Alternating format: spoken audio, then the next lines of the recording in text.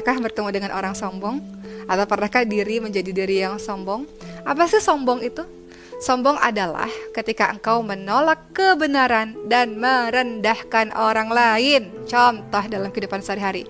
Pernah nggak ketemu orang yang kalau misalnya melihat seseorang dari atas ke bawah, bawah ke atas, ke bawah lagi? Pernahkah melihat orang-orang seperti itu dan kemudian membandingkan bahwa diri lebih hebat, diri lebih berada, diri lebih berilmu, diri lebih soleh dibanding orang lain misalnya? Itu bagian dari sombong.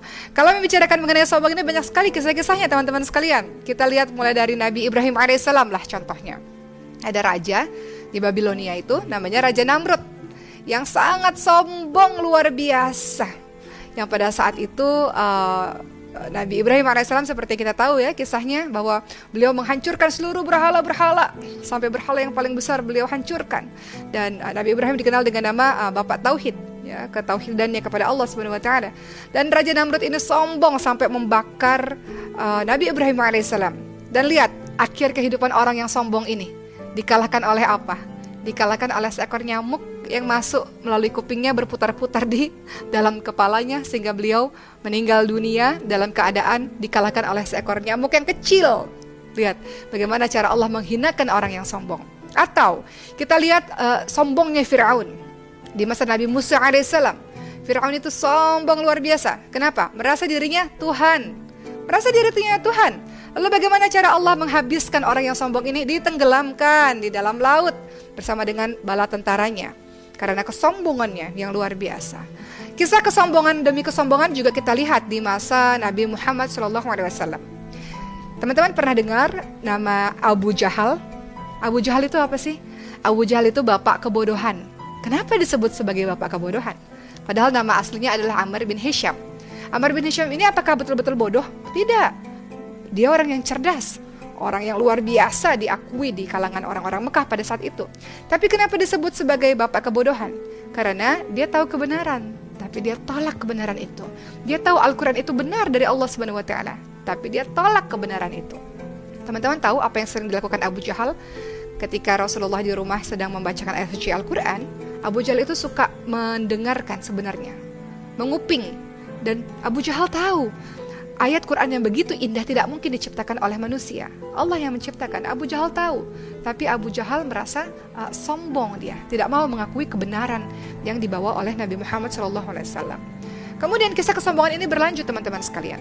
Pada saat itu seorang sahabat Nabi namanya Ibnu Mas'ud radhiyallahu anhu yang terkenal dengan suaranya merdu saat baca Quran. Tapi memang punya sedikit berbeda ya fisik dari teman-teman lainnya. Ibnu Mas'ud ini terkenal dengan kakinya yang kecil.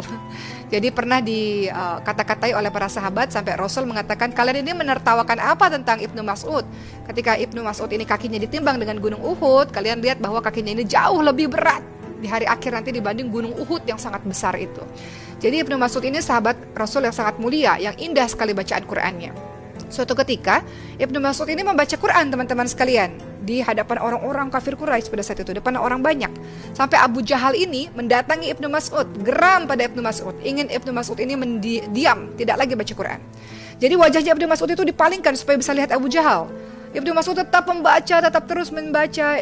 Abu Jahal kesal. Akhirnya Ibnu Mas'ud dipukul sampai Ibnu Mas'ud ini pada akhirnya berdarah dan terjatuh. Hal ini diadukan pada Rasulullah SAW. Kemudian Rasul mengatakan, kelak ada masanya engkau akan melakukan hal yang serupa seperti yang pernah dilakukan Abu Jahal kepada dirimu.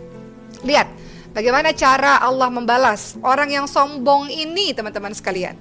Ketika perang Badar di tahun 2 Hijriah, pada saat itu perang antara umat Islam dengan jumlah pasukan yang sangat sedikit melawan orang-orang kafir Quraisy. Namun peperangan itu dimenangi oleh orang Islam. Kenapa? Karena Allah Subhanahu wa taala menurunkan ribuan para malaikat untuk membantu umat Islam pada saat itu. Nah, di detik-detik terakhir wafatnya Abu Jahal dalam keadaan sudah terjatuh. Lalu apa yang terjadi? Pada saat itu Ibnu Mas'ud yang memegang tombaknya hendak membunuh Abu Jahal. Tapi Ibnu Mas'ud ini masih merasa Abu Jahal ini mungkin bisa bertobat di akhir-akhir hidupnya. Karena sepertinya Abu Jahal ini mengatakan sesuatu di lisannya. Maka Ibnu Mas'ud mendekatkan telinganya. Abu Jahal ini ngomong apa? Mungkinkah dia bersyahadat? Mungkinkah dia bertobat kepada Allah Subhanahu wa taala? Di detik-detik wafatnya dalam keadaan yang sudah terluka parah, tidak berdaya, Apa yang dikatakan Abu Jahal pada Ibnu Mas'ud? Katakan kepada temanmu itu bahwa dia adalah musuhku dunia akhirat. Begitu kata Abu Jahal. Bayangkan, dalam keadaan sudah tidak berdaya sekalipun sombongnya masih ada. Itulah Abu Jahal. Makanya akhirnya Abu Jahal habislah pada saat itu ya, pada saat perang Badar itu. Dan kemudian Rasulullah ingatkan bahwa Fir'aunnya Nabi Musa itu, di zaman yang Nabi Musa tidak ada apa-apanya dibanding Fir'aunnya masanya Nabi, yaitu Abu Jahal, yang luar biasa sombongnya sampai akhir hidupnya. Lihatlah teman-teman sekalian, kesombongan itu membinasakan. Kesombongan engkau merasa lebih tinggi daripada yang lain-lain. Seharusnya kita berpikir, sombong itu untuk apa? Ilmu yang engkau miliki, kepintaran yang engkau miliki, sejatinya dari Allah, bukan dari dirimu sendiri. Seandainya tiba-tiba engkau pintar, tiba-tiba dengan mudah Allah buat engkau jatuh, kecelakaan, amnesia misalnya, hilanglah kepandaianmu. Atau engkau berharta, apa yang kau sombongkan dengan harta kekayaanmu? Sombong dengan rumah yang megah, mobil yang mewah, tas-tas yang sangat mahal, berlian yang berjajaran. Kekayaan dari Allah. Besok hari tiba-tiba Allah kasih kebakaran, langsung habis semua harta-hartamu. Bukankah kekayaan itu milik Allah Subhanahu wa taala? Sama seperti kisahnya Qorun dalam Al-Qur'an. Teman-teman pernah baca kisah Qorun? Qorun itu tadinya miskin. Minta kepada Nabi Musa alaihissalam, wahai Nabi, doalah pada Allah Nabi, supaya aku ini kaya. Bosan aku hidup miskin. Kemudian Qorun dibuat kaya oleh Allah Subhanahu wa taala. Setelah kaya, sombong, memamerkan kekayaannya di depan para masyarakat, memamerkan kekayaannya di depan orang banyak, berjalan dia di tengah-tengah orang dengan pakaiannya yang mewah, dengan pegawai-pegawainya atau pengawalnya yang banyak. Dan kemudian dia katakan, semua kehebatanku, kepintaranku, kekayaanku ini karena diriku sendiri. Begitu kata Qorun.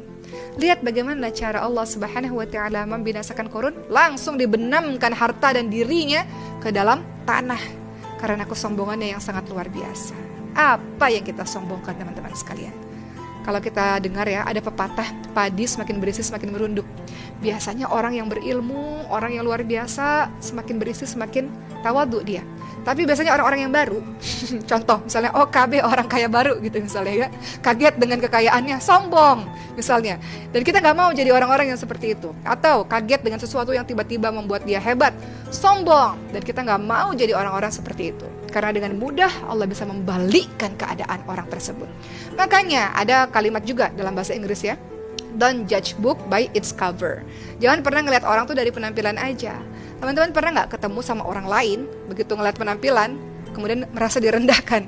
Jangan, bisa saja orang seperti itu justru lebih hebat dibanding dengan dirimu. Mungkin amal solihnya lebih banyak, tahajudnya lebih banyak, baca Qur'annya lebih banyak dibanding dengan dirimu. Jadi nggak boleh kita sekali-kali menjadi orang yang sombong.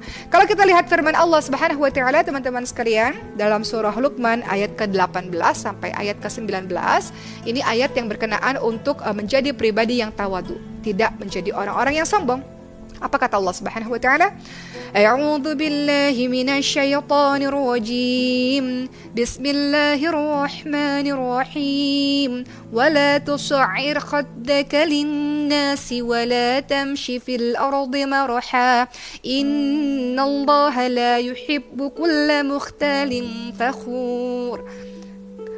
وَقَصِّدْ فِي مَشْيِكَ وَاغْضُضْ مِنْ صَوْتِكَ إِنَّ أَنْكَرَ الْأَصْوَاتِ لَصَوْتُ الْحَمِيرِ. Apa kata Allah Subhanahu wa taala?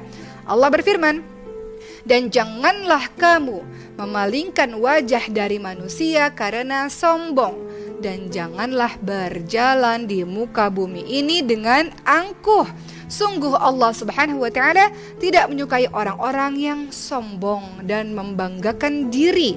Dan sederhanakanlah dalam berjalan dan lunakkanlah suaramu. Sesungguhnya seburuk-buruk suara ialah suara keledai.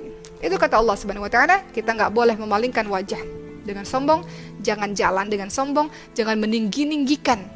Ciri-ciri orang sombong apa? Berbicara terus-menerus tentang dirinya, meninggikan dirinya terus-menerus. Percayalah, berlian walaupun dilumur sekalipun tetap jadi berlian. Engkau tidak perlu meninggikan dirimu, tidak perlu show off tentang dirimu. Kalau engkau berlian, orang lain tahu engkau berlian pada satu hari nanti, teman-teman sekalian. Dan jangan sekali-kali kalau kita lihat case dalam kehidupan kita ya, ada yang mengatakan, kalau aku tidak sekolahkan dia, dia pasti nggak jadi apa-apa. Dia bisa jadi orang hebat karena saya. Betulkah begitu teman-teman sekalian? Pernah mengalami kejadian itu? Atau pernah mendengar ada orang yang seperti itu? Hai orang-orang sombong, ketahuilah, kalau engkau tidak bantu dia, memang Allah takdirkan dia jadi orang berhasil. Kalau seandainya engkau tidak sedekah padanya, kalau seandainya engkau tidak membiayai sekolahnya, Allah akan kirimkan orang lain untuk membiayai sekolahnya hingga dia jadi orang berhasil. Begitulah teman-teman sekalian. Jadi mudah-mudahan semua kisah yang saya ceritakan pada hari ini membuat kita banyak beristighfar kepada Allah Subhanahu wa taala. Mungkin saya atau kita semua pernah terjebak dalam rasa sombong, merasa diri lebih baik, merasa diri lebih hebat. Tapi mudah-mudahan Allah menuntun kita untuk menjadi pribadi-pribadi yang tawadu. Dan kalau kita lihat orang-orang yang sombong di luar sana, maka doakan dia. Semoga insyaallah Allah berikan hidayah kepadanya, karena kesombongan itu sesungguhnya akan mencelakakan dirinya. Termasuk bagian dari sombong adalah kalau engkau merasa engkau lebih salih dibanding yang lain.